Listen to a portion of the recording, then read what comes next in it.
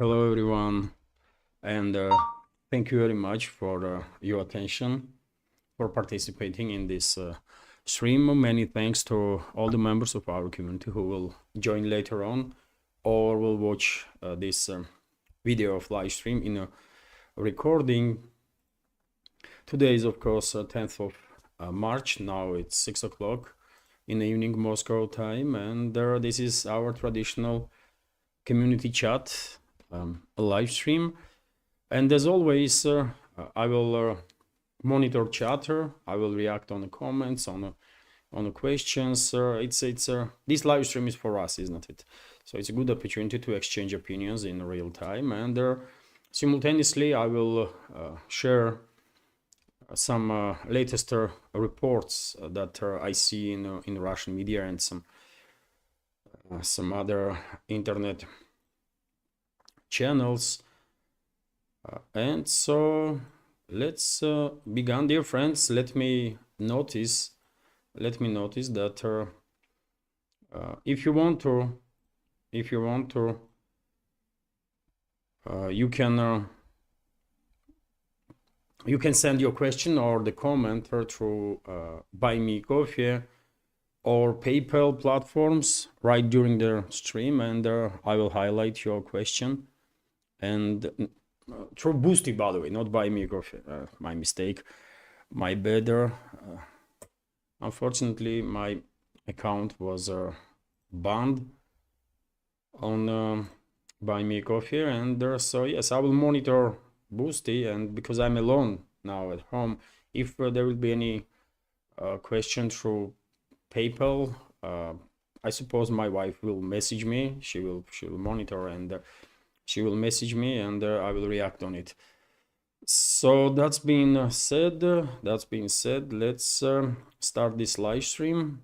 Obviously, main topic of discussion going to be developments in the Kursk salient area. There are plenty of additional news, dear friends.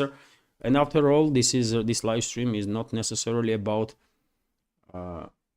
so much about news as about our communication and exchange of opinions in real time. I can see more and more people joining the stream. Hopefully we will reach 100 during the live stream. I don't know. Maybe we will. Jerry Kogan is here. Hello, Jerry. And hello, everyone. Once again, Adich799 is commenting. Military summary says only 300 Ukrainian troops killed. Others say more. Any thoughts? Well, dear friends, I'll take as a basement for this topic reports from Resident UA. This is Ukrainian propaganda outlet, by the way. And yesterday, it was yesterday, isn't it? I reported in my first update that according to Resident UA, once again, Ukrainian outlet, Ukrainian propaganda resource, they were reporting about 1,000 casualties on part of Kyiv regime's forces in the Kursk salient area in just 24 hours since the beginning of the Russian offensive on 8th of March. Difference between the report from Resident UA and the Russian Defense Ministry can be explained with the conservative approaches of the Russian Defense Ministry. As we all witnessed many times, we are receiving factual information about liberation of this settlement or that settlement. We are seeing videos, for example, of destruction of Challenger 2 tank, for example, or something. It's a video evidences, by the way. We all see it. We know this is factual.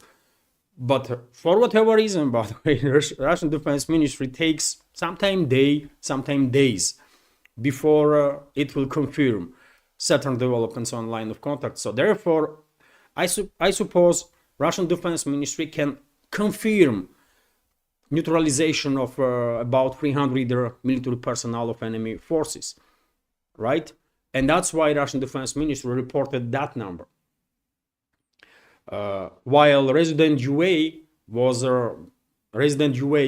report was based on some inside information in Ukraine's armed forces, right? Possibly from groups that are still based in the Kursk salient area. So that's explanation that I can see about this difference. And for now, for this moment, this offensive, Russian offensive, started on 8th of March. Today is 10th of March. So real casualty numbers on part of Kiev regime's forces, yet again, since beginning of this operation of the Russian armed forces, probably is amounting to about 2,000 at least military personnel killed and wounded. But yet again, Russian Defense Ministry will only report information that it can confirm when they have drone footage, when they have objective control on the ground to confirm this information.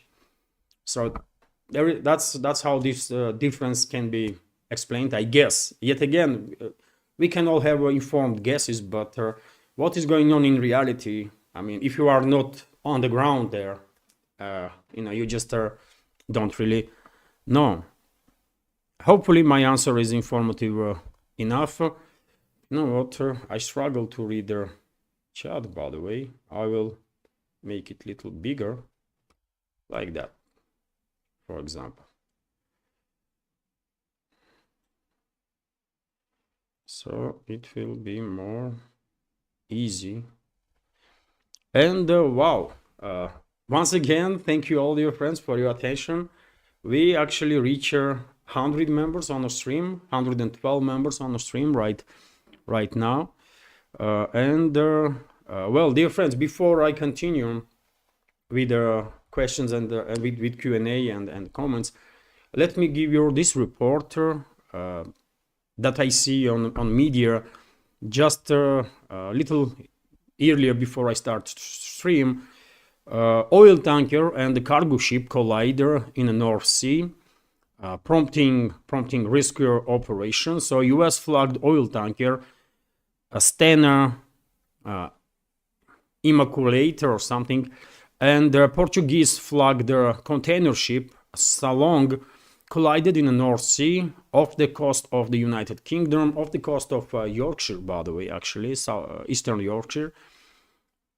This collision triggered a major rescue operation and raising environmental concerns. The British Coast Guard confirmed to the BBC that it received reports of the collision at 9:48 a.m. on Monday. Authorities are assessing the situation as response efforts continue, and we have some videos, by the way. As you can see, clearly it's an oil spill, looks like oil spill. This bulk carrier or container carrier caught fire. Also, probably tanker itself too. This is geographically the area where this collision happened, not far away from Hull or the Grimsby. I lived in Yorkshire, by the way, for some time, some 20 years ago. I was living in Leeds, right? And I know some cities around there, but unfortunately I never went to a coastal line there. So this is the approximately point where this collision happened. This is a US flagged tanker that was involved in these collisions, and this is this container carrier that engulfed in fire, by the way. For example, you can see on this photo, I mean, vessel is in fire. Clearly, most likely it would not be possible to extinguish fire, and took this container carrier into some safe area somewhere in the port. That those ships are most likely done. And unfortunately, it's going to be some oil spill on this video. It clearly does looks like water is on fire, which indicates oil spill. So this is a breaking news sort of for this moment. And well, I will go up on my Telegram channel from the first parts of today, and when there is some pause in the chat, when I see no question or something, I will focus on news. I also prepared traditional news update, by the way, quite a number of news here. As you know, once I record first update of the day, I start straight away working on the next one, and I always have a number of news updates that I picked for next update. Dear friends, share your opinion about changes on the channel. What you think? This short videos, does it okay with you or not?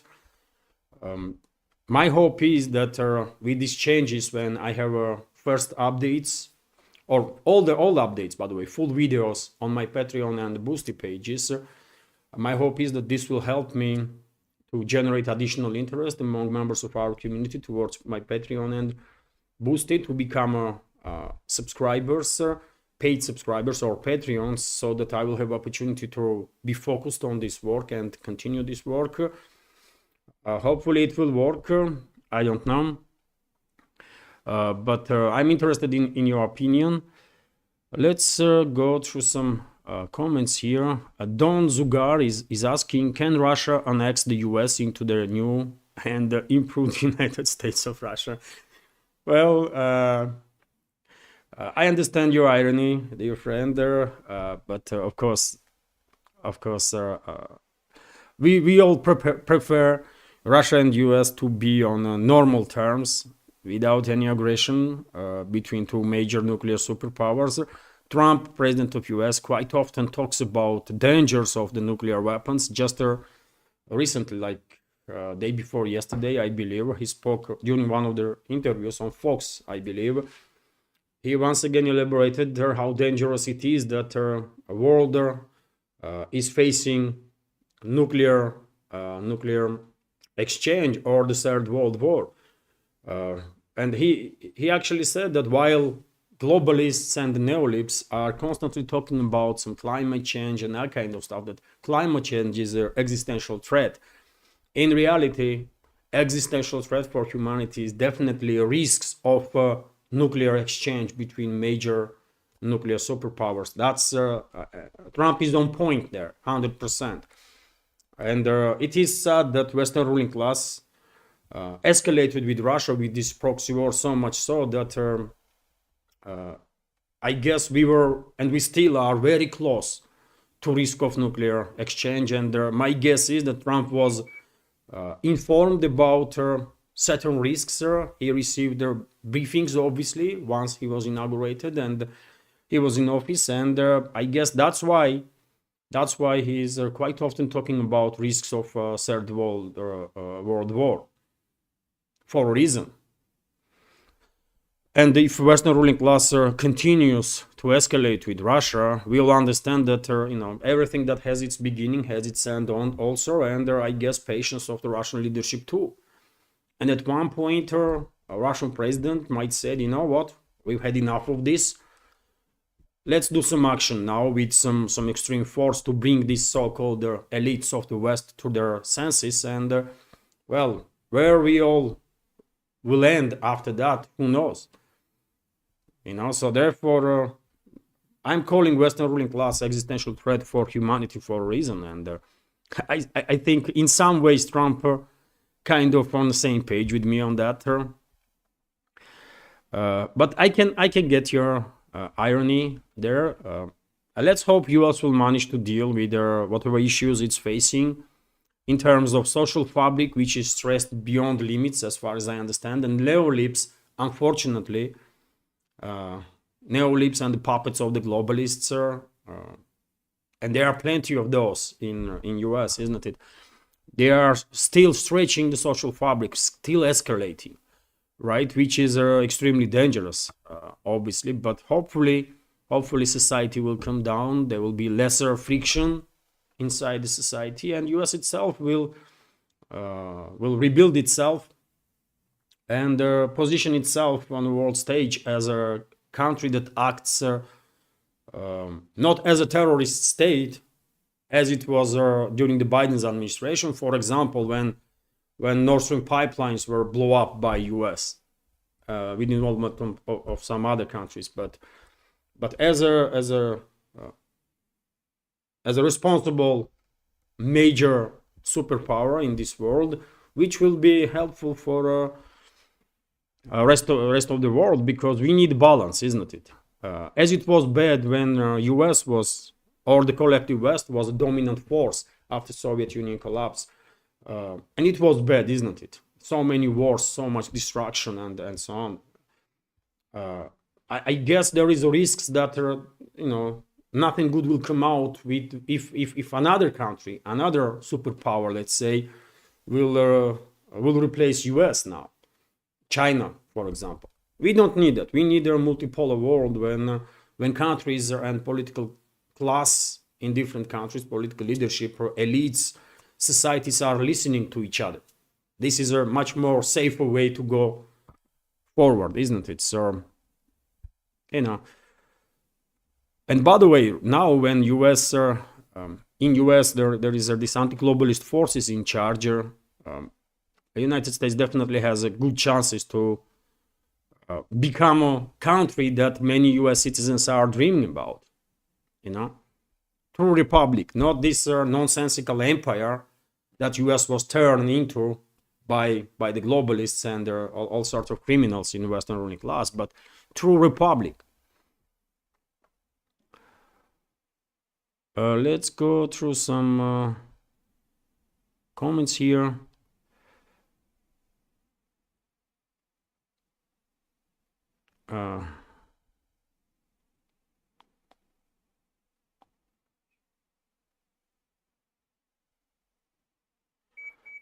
I see no. Wovin is commenting. Canadian here. Do Russia? Oh, dear friends, I have to. Oh, it's okay here. So, Wovin is commenting. Canadian here. Do Russians still talk about plans for their Arctic Sea shipping route? If I were running things, sir, I would be using that as a leverage against the US aggression. Well, you are talking about Northern Sea route, isn't it? And Northern Sea route is a big deal, by the way. Northern Sea route is a big deal. Russia heavily invested in this project. Just take a look at the map, by the way. This is Russia, obviously, and this is the shortest route. This Northern Sea route is the shortest route for transit of goods from, let's say, Europe to Indo-Pacifics, right? And other way around. So Russia is heavily invested in this project. China has a big interest in Northern Sea route. India is interesting, although there are some alternative projects that Russia also is involved. For example, North-South route, which unites Russia, Iran, and India, and many other countries that are interesting in these additional trade routes. So yes, Russia is paying huge attention to this project, and I guess it's not just Russia, but anti-globalist forces that are in charge of US right now, they are paying attention too, and that's why, primarily that's why Trump is talking about Greenland so much and Canada so much, because seems like these anti-globalist forces want to join Russia in development of the Northern Sea route, which is going to be safest trade route for this world, because we all see what is happening in different parts of the world, and unfortunately risks are quite high that our current main trade routes will be not as safe as one might like, and in relatively short time. So therefore a safe alternative definitely is needed, and the Northern Sea route is that alternative, and in 15-20 years time I'm quite sure Northern Sea route is going to be #1 trade route for this planet, and Russia is ready for that. Russia is ready. Russia has the most capable icebreaker fleet in this world, so that even during the winter times, when ice is quite thick still in the northern seas, Russia can provide a free route for their vessels to move around, right? Yeah, Russia has a conventional icebreakers, powerful icebreakers, and of course nuclear icebreakers, and soon new generation of nuclear icebreakers to start operate also. So therefore, Russia is ready. Russia is investing in this direction, and it has a great future for sure. Dear friends, sorry if I miss any question.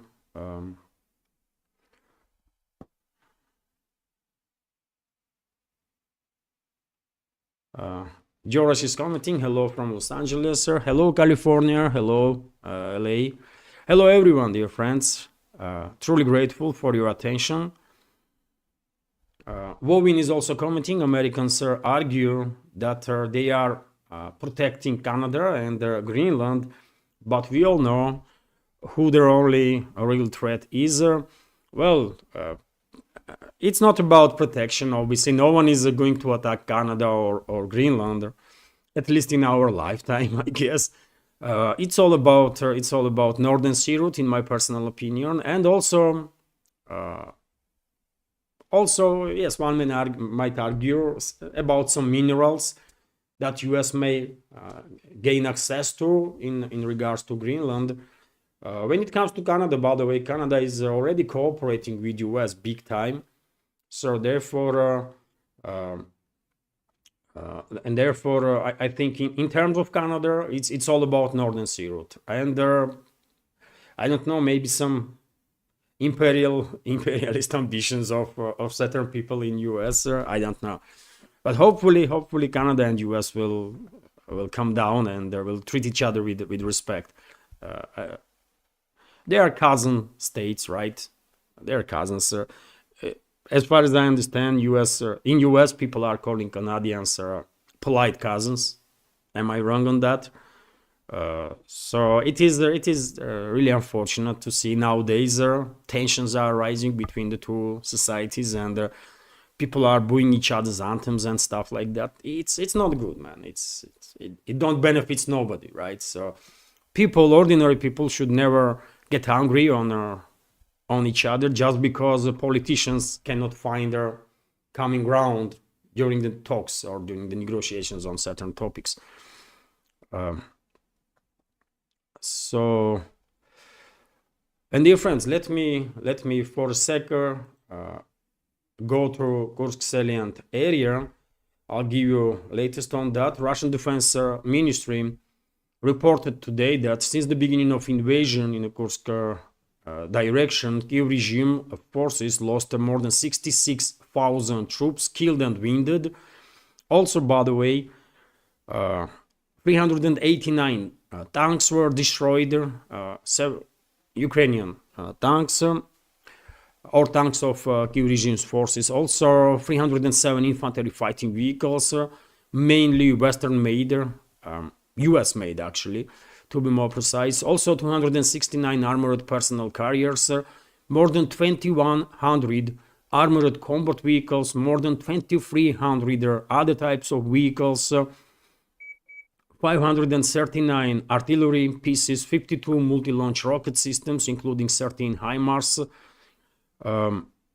25 launchers of anti-aircraft missile systems, and hundreds of more different type of equipments. Entire army, as I reported in today's first update, entire army of the Kiev regime that was trained, armed by NATO, especially for this attack, for this offensive in the Kursk direction, was obliterated by Russian forces, and we are clearly observing final state of clearing operation in the Kursk salient area that is conducted by Russian Rosguardia and Russian armed forces, special services. And once again, let's take a look at the map, dear friends. This is Kursk salient, and all these stars are settlements that have been liberated. And also interesting reports are coming in that when Russian troops started this operation,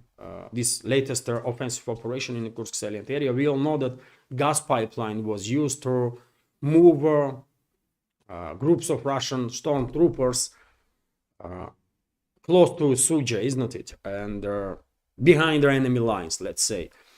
And according to latest reports, Russian troops, one of the waves of the Russian troops actually managed to establish control over their industrial zone inside Suja itself. This was originally reported by commander of the one of the Wagner PMC formations under call sign Zombie. So therefore, most likely this information is correct, and the industrial zone in Suja, at least some parts of it, probably already is under Russian control. And today more and more reports were coming in about clashes on city promises already. Russian troops established control over their Mirny settlement, which is as we can see, dear friends, this is Suja, this is Mirny. They're right next to each other, right? And also reports are coming in about Makhnovka being completely liberated, which is also right next to Suja. And Suja itself, by the way, as you can see, divided into two parts. There is the eastern part, and then there is a river in between, and there is a western part. And it is quite likely, or there is high chances that maybe even before tomorrow morning, Russian troops will establish control over the significant parts of this eastern Suja, which is, by the way, is a biggest settlement that Kiev regime's forces managed to occupy during this invasion in the Kursk region. And today I reported on my Telegram number of settlements, by the way, that were liberated. Let me give you, I will go through some names of those settlements. So according to reports from a number of sources, and as we know, Russian Defense Ministry takes time. It's a conservative institution, and Russian Defense Ministry takes time before it confirms progress of the Russian troops on the ground. But there are independent sources, and so according to those independent sources, Russian armed forces, since the beginning of their offensive operation on March 8, already liberated the settlements of Mirny, Makhnovka, Lebedevka, Loknya, Kubatkin, Mikhailovka, Martinovka, Ivanovsky, Pravda, Черкасская Поречная, Зузулевка, Южный, Косица, Найденов, Kamyshevka, Mala, Loknya. And by the way, reports are coming in that even more settlements were liberated in and around Suja itself. Kalmakov, for example, or Dmitrikov. Battles should be in Zamestye area right now. So it is a significant progress, isn't it? It is a significant progress of the Russian armed forces. And well, also today I reported, just look at this, by the way. This is report from Ukrainian channel Legitimny. And let's see what they are writing. And this is Ukrainian channel, once again, dear friends. According to our information, Ukrainian intelligence only discovered the exit point of the Russian special forces assault units and the recognition groups from underground pipelines about an hour and a half after the operation began, by which time Russia had already deployed its second or the third wave of infantry. So there was waves of attack through this pipeline, through these gas pipelines that were used for the initial stages of this offensive. The entire pipeline operation caused panic within Ukrainian ranks, leading to significant territorial losses, destroyed equipment, and heavy casualties. The situation for Ukrainian forces in the Kursk region is dire. Even newly deployed reserves have failed to stabilize the front, and morale has hit rock bottom. Notably, wounded Ukrainian soldiers are barely being evacuated from the Suja and the Kursk areas due to critical shortage of transport and equipment. And this Ukrainian channel is not mentioning that it's not just a lack of vehicles that this grouping of forces of Kiev regime is experiencing, but the biggest issue for them, for these enemy troops, is that these communication lines, roads are under direct Russian fire control. And even if they will bring additional vehicles to evacuate their military personnel from Kursk salient area, they're not gonna make it.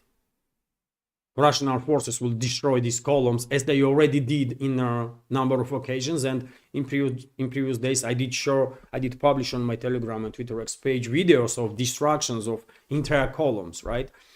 So only way Kiev regime's troops right now can escape from this trap, Kursk trap, is on foot.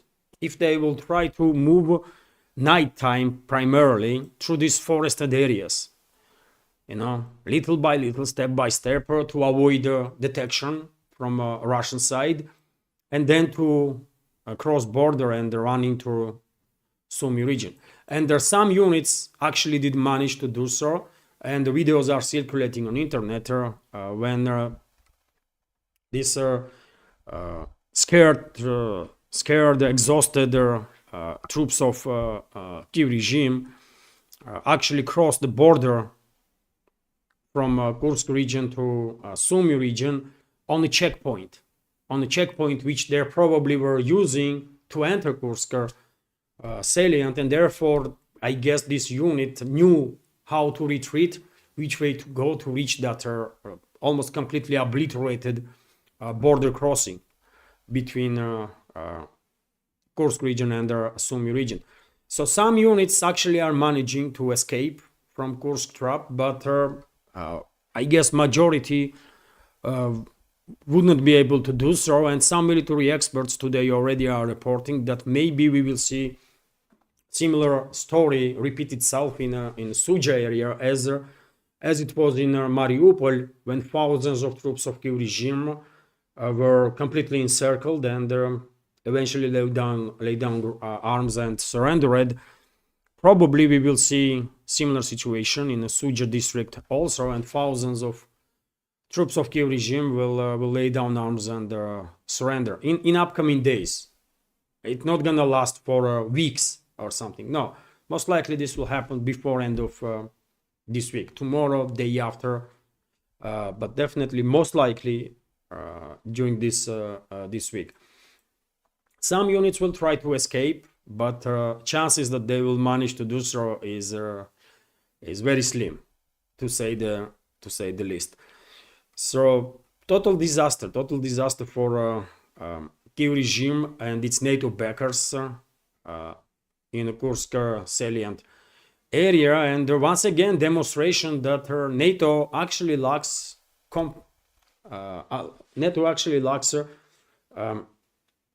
generals or high-ranking officers that know how to plan large-scale military operations. Competency of the NATO generals and high-ranking officials clearly has been questioned, isn't it? First, by this 2023 summer offensive of Kiev regime that was directed towards Zaporozhye and southern sectors of the front line, and ended with a total disaster for Kiev regime's forces. I remind you, dear friends, that in 2023, during that counteroffensive and all the measures that Russian side took to neutralize this offensive grouping of forces of the Kiev regime, about 150,000 enemy forces were neutralized. Some argue that even higher, number is even higher. And now NATO once again planned this operation against Russia, this time to invade Kursk region of the Russian Federation, and the result will see in result, isn't it? Also a total disaster. So question of competency of NATO generals clearly is one that be very relevant in the West, should be relevant in the collective West among their political and military leadership. So let me check Boosty, by the way, meanwhile, if any donations here. Nothing. So okay, let's go back to live stream and so yes, let's go through some comments now or questions. Once again, sorry, dear friends, if I miss any of your question. If you can, please put a Q mark, capital Q, before the question, or entire question in the capital letters, so that I will notice it easily. Michael Kennedy is here, and he's suggesting to give regime's forces to surrender. Hello, Michael. And yes, I think that will be best decision of their lives if they will contact Russian troops and organize a safe surrender. This is going to be best decision of their lives, because they don't have to die for this terrorist regime of Zelensky, and they don't have to die for sick geopolitical ambitions of the Western ruling class. It's just too clear. Firesh is asking, anyone tracks Azov battalion, what have they been doing? It's a 3rd Assault Brigade, isn't it? 3rd, 13. This Azov neo-Nazi formations, by the way, this is a movement in Kiev-controlled territory, isn't it? It's not just one formation. It's several formations, and as far as I can tell, they're not really under control of defense ministry, so-called defense ministry of Ukraine, because there were many reports about instances when these Azov formations were ordered to move towards certain directions, and they refused due to high casualty rate among Kiev regime's forces in those areas. So these Azov formations, they are doing, they are good at advertising themselves. They are presenting themselves as a sort of elite forces of the Kiev regime, but in reality, they are cowards, by the way, right? Just cowards, Nazi mass murderers. You know, they are.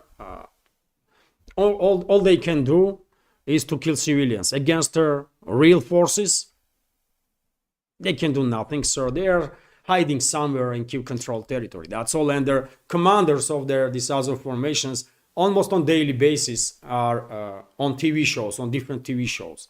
You tell me, what kind of commander are you if you are on TV? Do you have time for TV shows and the interviews? How that's even possible? I'm quite sure, dear friends, once this conflict will end, the Russian law enforcement agencies will track down not just commanders of these neo-Nazi formations in Kiev-controlled territory, and it's not just Azov, by the way. There are plenty. Unfortunately, there are plenty. Azov, Kraken, and you know, many others. And I'm not just hoping, but I'm quite sure that Russian security services will track down not just commanders of these neo-Nazi formations, but the members of those neo-Nazi formations also, and all of them will be brought to the justice, because, as I said, they have participated in dozens of crimes against humanity, dozens of crimes against civilians, and of course they have to be brought to justice, 100%.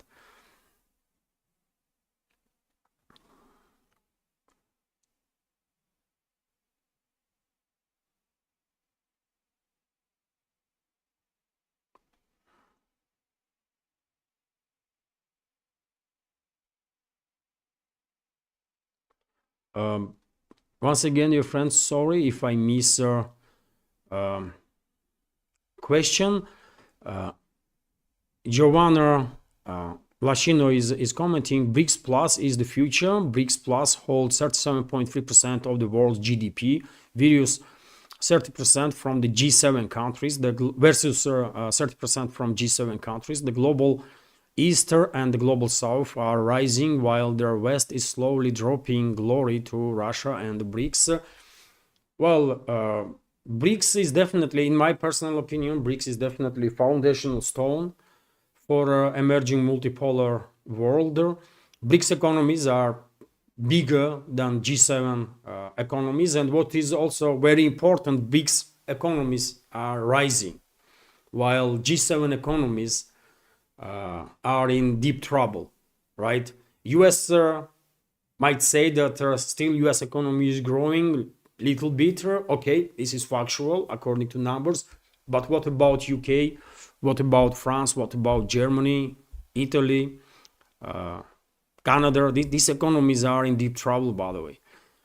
These economies are in big trouble. So therefore, I mean, G7 is no longer can be considered somewhat relative club in this world, and that's why Russian leadership, when Trump said, it was Trump or one of his teammates, when they said that Russia should be invited back into G7 or G8, let's say. It was G8, isn't it, before Russia was expelled.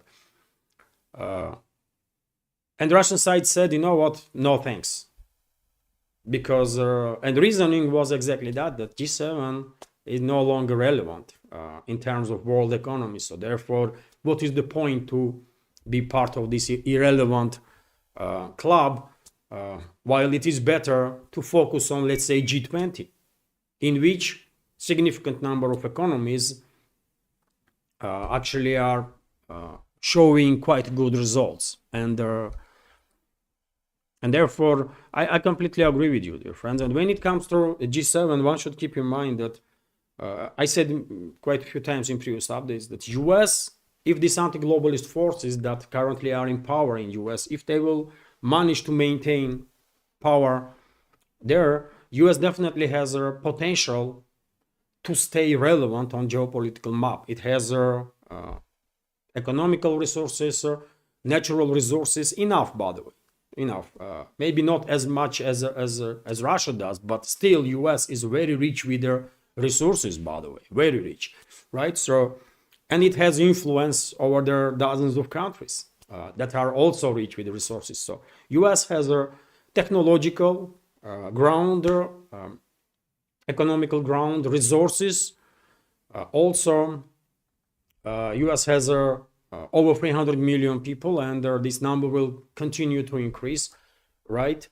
And so US has every opportunity to stay relevant on the geopolitical landscape, while Europe had such a chance only if with Russia, only together with Russia. Without Russia, European Union, let's say, is doomed to failure, isn't it? Because they have no resources, they have no energy, right, for their economies. And this is very important stuff.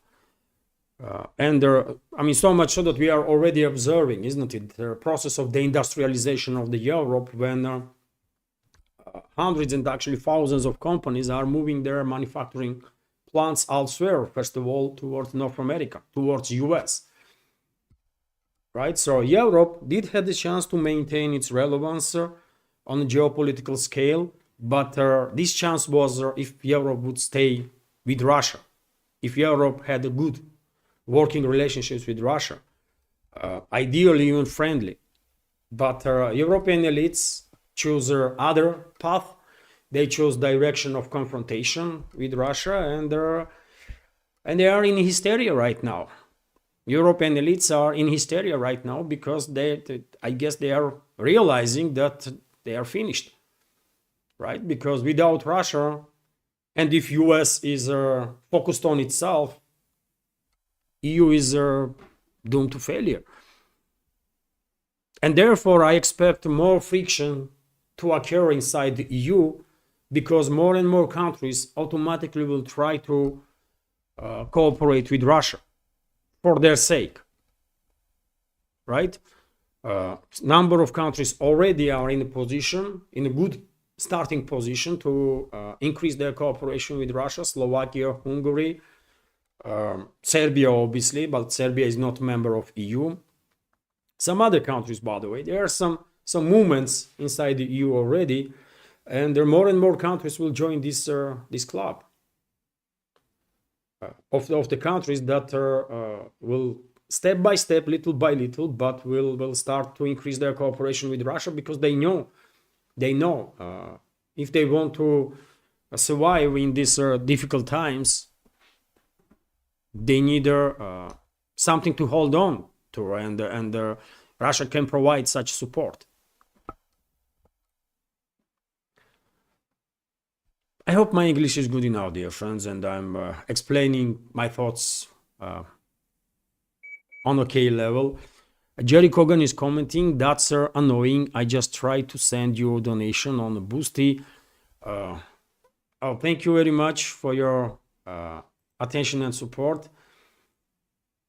It seems like Boosty is not working again, Jerry. I don't know what to do with this. Maybe data has to be updated on the platform, data that you use. I don't know. But unfortunately, Boosty is failing quite often.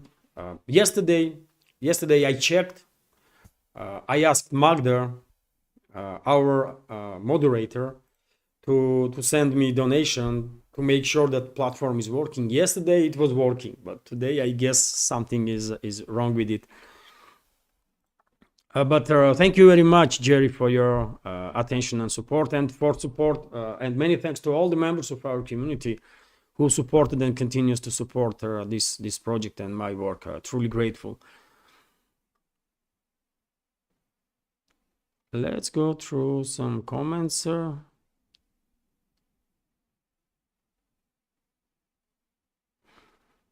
Nidish Kumar is here. Your English is fine. Nidish is commenting. Thank you. I hope so. At least my English should be better than when I start making this project, when I start working on this project. And if I stay in this business long enough, hopefully one day I can say that my English is, I myself will be quite comfortable with my English. Right now I'm not so. But yet again, more you communicate in English, more you talk, more you read, obviously language will improve, and one day I may be there, when I myself will be okay with with level of my English. Alexander G is commenting, Scott Ritter is so much better looking than me, but he is wrong about Israeli tactical nukes. I missed some exchange of opinions between members of our community. I guess Scott Ritter spoke recently about Israeli nuclear capabilities. Nidish Kumar is asking, will Russia launch offensive against Syrian regime if Alawites, Kurds, Christians and their Druze ask for protection? Well, that's a difficult question. That's a difficult question. Just before I started this stream, dear friends, I posted that's news. Russia's permanent representative to United Nations, Vasily Nebezhny, stated that Russia is coordinating with United States on the Syrian issue. And today, in my update, in today's news update, full video, full show is on Patreon, of course. In today's update, I spoke about this topic. I said that, well, there is a possibility that at some point Russian troops might get involved if Damascus will not stop this wave of crimes that this new regime is committing against ethnic and religious minorities. And today I also said that it is possible that at certain scenarios, if this escalation continues, Russia, US, and Israel, by the way, may end up in one side, and this Damascus terrorist regime and Turkey on the other side, and a number of other countries. And there might be some significant tensions, to say the least, or maybe even exchange of fire, because I can imagine that for Russian troops that are stationed in Latakia province, it is immensely difficult to stay on your bases and do no action while you see what is happening when this Damascus terrorist regime is executing hundreds and at this point thousands of civilians for their ethnic or the religious identity, right? This is crazy. So I think if Damascus regime will not stop these horrendous crimes, they will find out soon that I mean, that regime will not stand long. I will say that. I'm not gonna say that Russian troops will do this and that. I don't know, but I guess if this terrorist regime in Damascus don't stop these atrocities immediately, there are gonna be some serious consequences, for sure.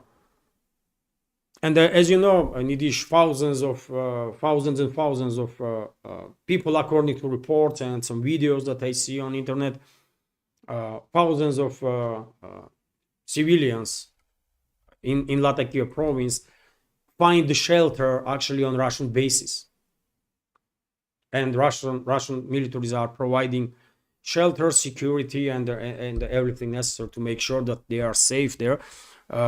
Representatives of a regime in Damascus went to one of the Russian bases. They were trying to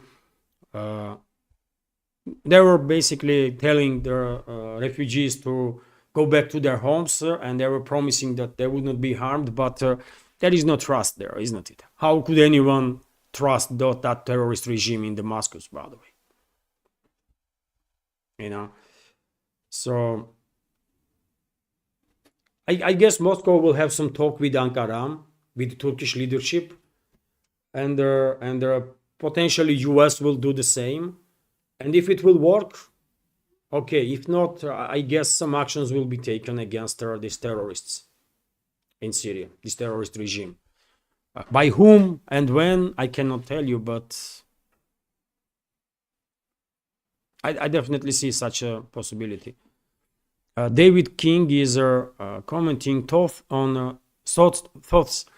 It's difficult to say, isn't it, this word? Thoughts on UK never-ending divide and conquer plan for Russia. They also launched Russiagate on Trump to remove him. Well, it's a historical stuff, by the way. British elites historically hate Russian elites and Russia and everything Russian. I don't know why Russian royal family and British royal family, they were relatives, by the way, isn't it? But still, British elites, including royal family there, always hated Russia. I don't know what is wrong with them. I'm not quite sure this hatred is coming from, or maybe British royal family and modern day globalists, let's say, see Russia as their only way they can maintain relevance in this world, if they will manage to establish control over the Russia, and maybe that's their basement of all the actions that we are seeing on part of London, some other capitals in Europe that are strongly controlled by the globalists, including France, by the way, Paris. Maybe there are some tensions between French political class, French political elites, and the British royal family or the political elites, but both countries are controlled by globalists one way or another, isn't it? So, and that's why both countries are on the same page when it comes to this anti-Russian hysteria. And it's not just France and UK.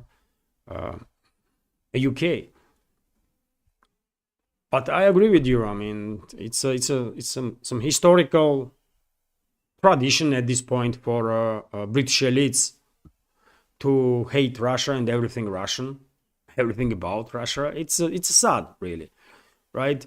Objectively speaking, there is no reasons why UK and Russia cannot be on good terms. I mean, objectively speaking, it will actually benefit UK if we are talking about strategical interests of their country and the people, first of all, right?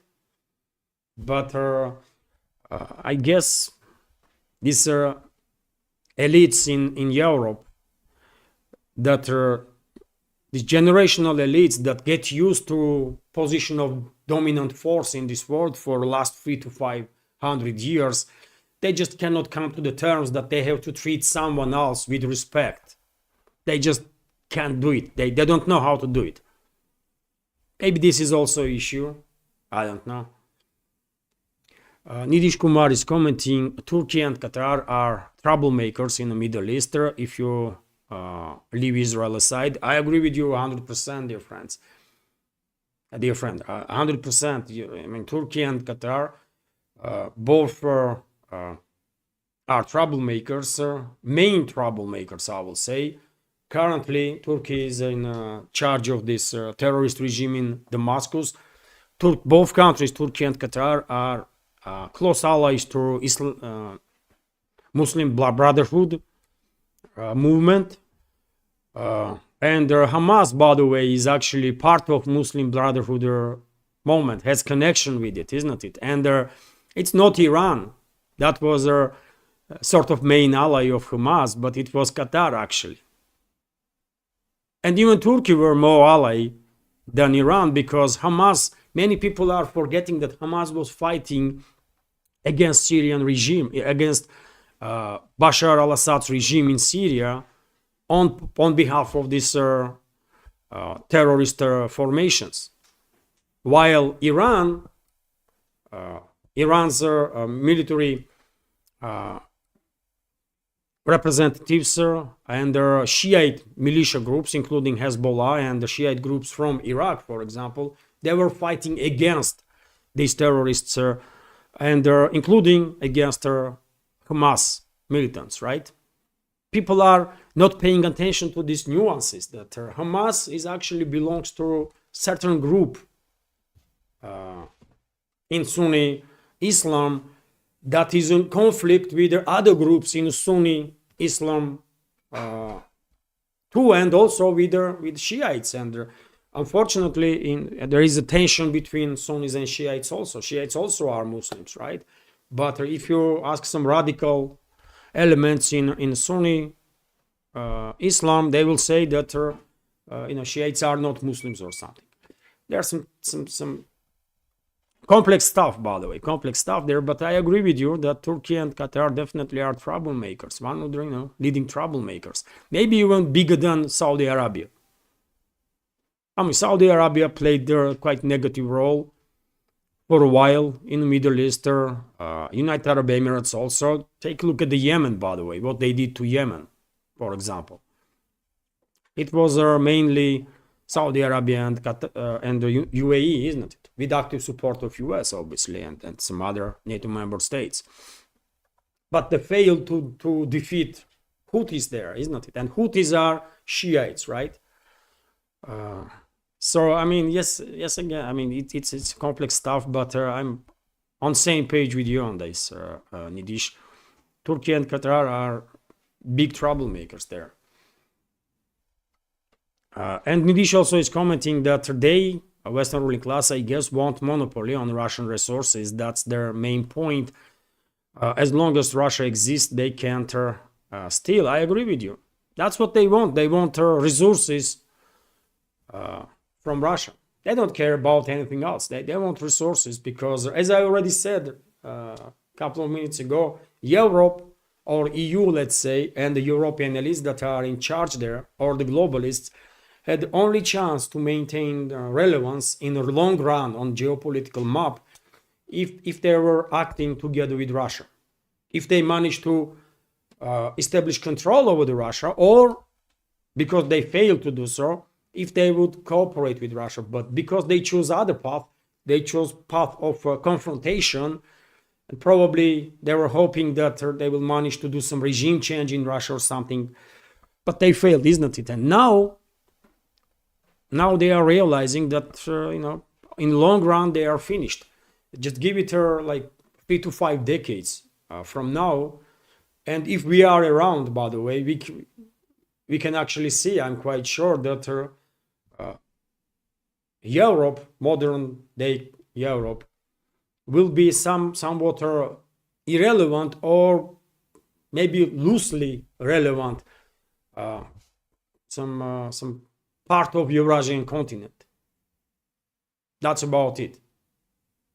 And I guess globalists and European elites, they know that, and that's why they're in such a hysteria.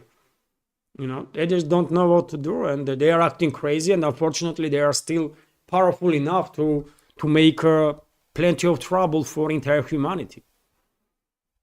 That's the scary part of it.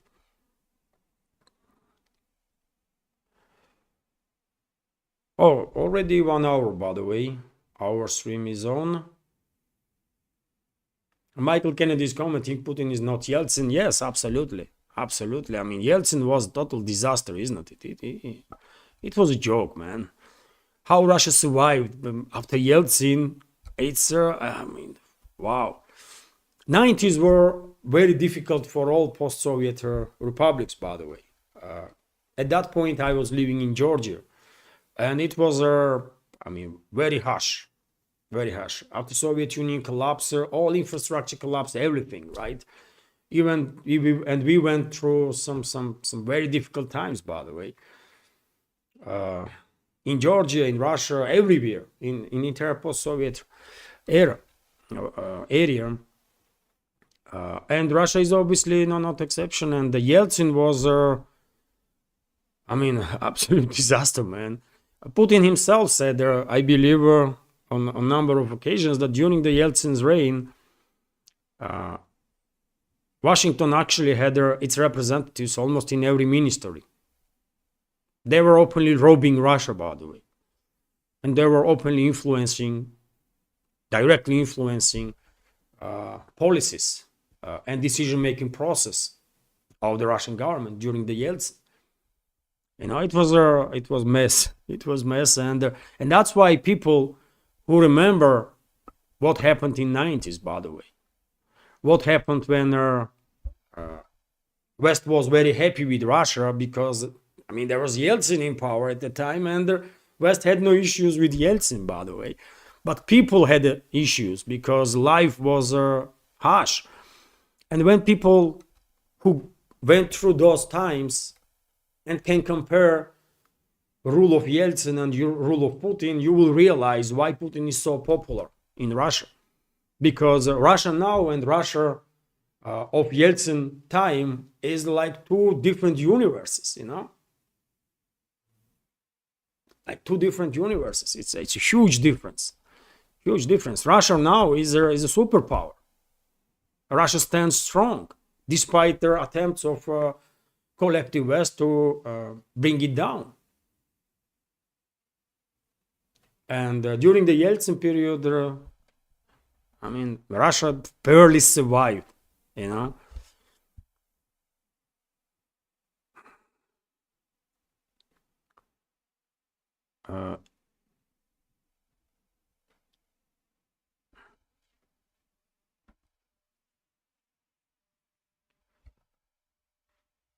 Nidish is asking Levan, USAID through their Light on Terror funded by US, will they do same with their NED, National Endowment for Democracy as well? Of course.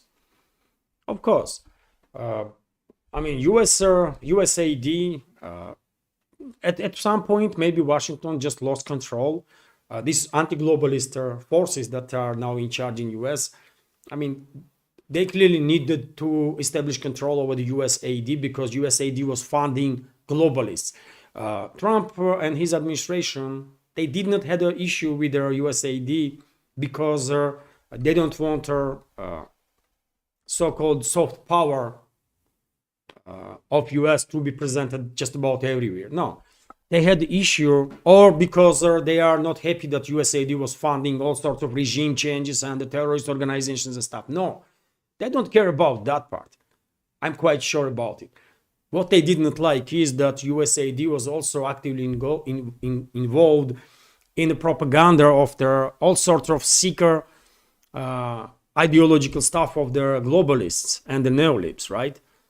And significant funds were allocated inside the US and outside of US to promote these seeker ideas of the globalists and to indoctrinate people.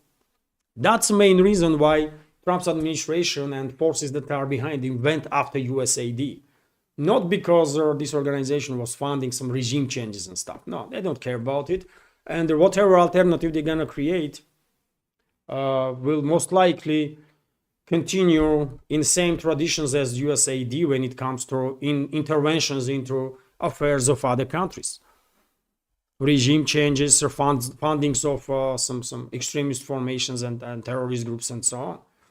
in that regard, nothing will change. But whatever alternative will be created, it will no longer finance this propaganda of the globalists. Let's say that way, at least inside the US.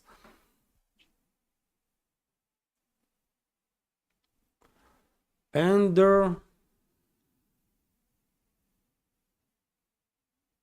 yes, Michael Kennedy is commenting, Jeffrey Sachs will tell all about US meddling. Yes, I mean, thanks God there are many people in the West that are actively trying to wake up the people, wake up the masses in the collective West, first of all, because they see how indoctrinated people are and how influenced by this false propaganda, false hate, propaganda that is based on hatred. And Jeffrey Sachs is definitely one of them.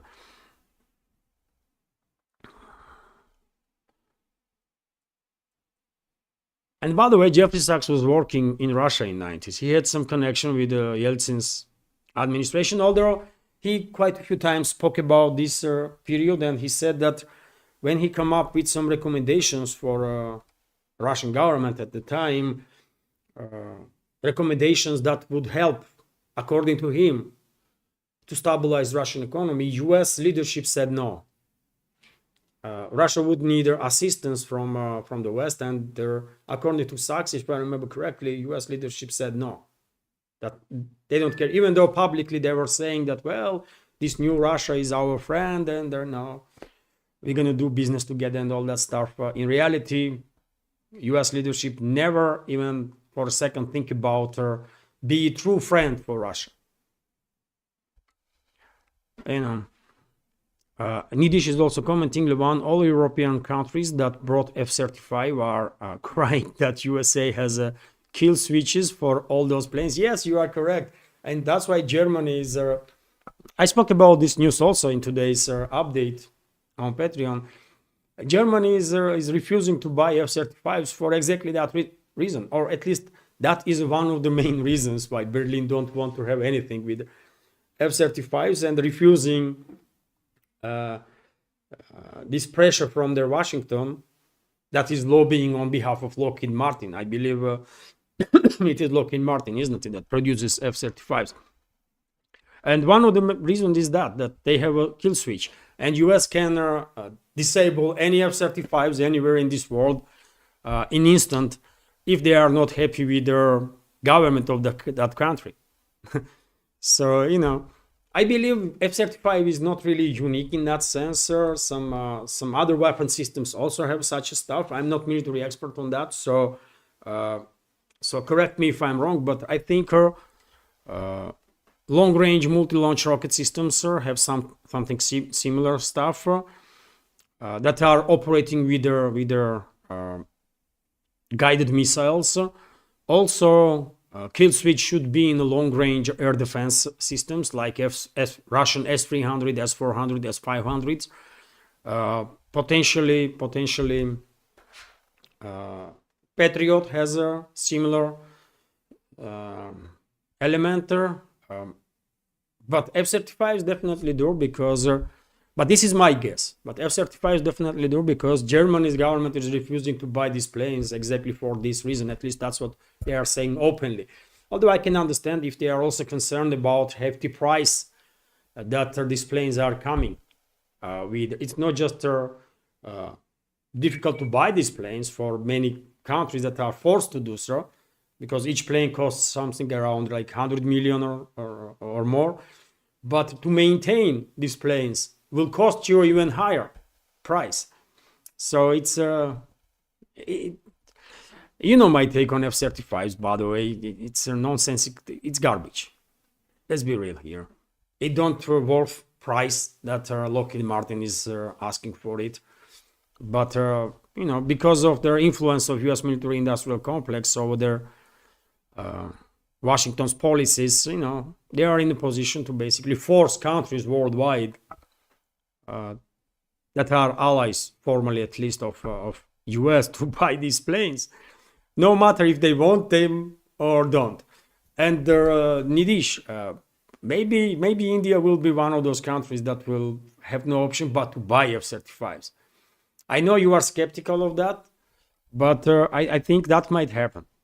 Although recently, Rosoboronexport, a Russian corporation that oversees Russian weapons exports, stated that if India will have interest, then agreement may be reached between Moscow and New Delhi, and India may actually produce Russian 5th-gen Su-57 fighter jets on a very same manufacturing plants that Russian Su-30 MKI fighter jets are produced now under the license. So India has a choice, at least, to buy F-35s or to build, or to buy Russian Su-57s and build them under the license inside India, which is of course additional technologies that comes with it, that must be and should be and will be useful for Indian aerospace manufacturers.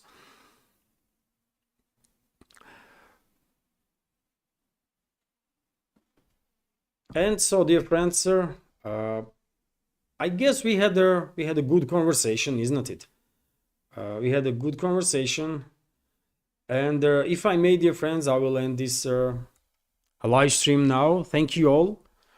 Thank you all for your attention, for your time, for your questions and comments. I hope you will also find this video interesting. As I said, this is first of all live streams to exchange opinions in real time, and I'm happy when I see chat is moving rapidly and when members of our community are exchanging opinions. I mean, that's great stuff, man. So thank you all, and have a wonderful day. See you tomorrow.